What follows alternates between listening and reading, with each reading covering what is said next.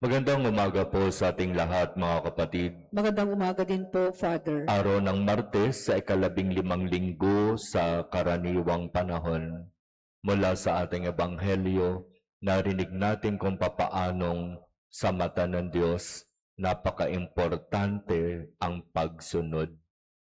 Ang pagsunod sa kung ano ang kalooban ng Diyos ay para sa ating ikabubuti.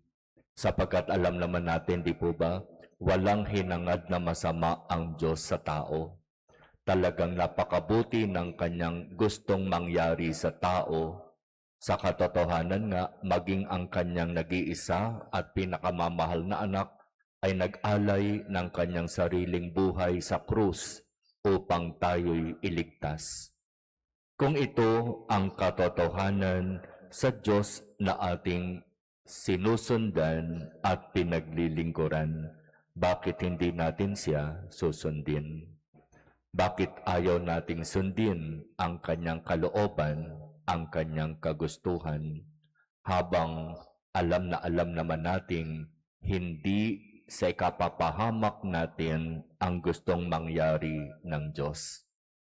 Sa kwentong narinig natin sa Ebanghelyo, sinasabi, "Kawawa ka, Corazin, kawawa ka, Bethsaida."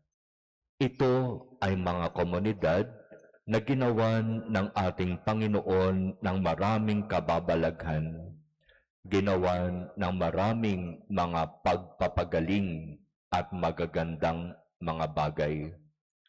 Pero sa kabila ng lahat, hindi sila nakinig, hindi sila sumunod sa panawagan upang magsisi at tumalikod sa kanilang mga kasalanan. Kaya malinaw ang babala ng ating Panginoon. Kawawa kayo, mga taga Bethsaida, mga taga Corazin. Kung sa ibang lugar ginawa ang mga kababalaghang ginawa sa inyo, baka mas nagsisi pa sila at tumalikod sa kasalanan. Napakatigas ng inyong mga ulo, napakatigas ng inyong mga puso. Mga kapatid, pagnilayan natin ang paanyayang ito ng ating ebanghelyo. Sundin natin ang kalooban at kagustuhan ng Diyos. Na bagamat hindi natin ito naiintindihan minsan at hindi natin ito matanggap, sumunod pa rin tayo, sapagkat iyan ay para sa ating ikabubuti. Maaaring hindi natin nakikita ngayon ang planong ito ng Diyos, pero sa kanyang takdang araw, ipagkakaloob ng Diyos ang biyaya na maunawaan, makita, at matanggap natin ang lahat.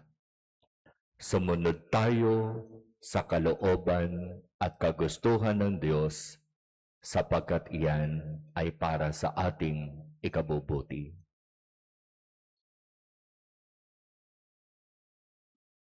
Amen.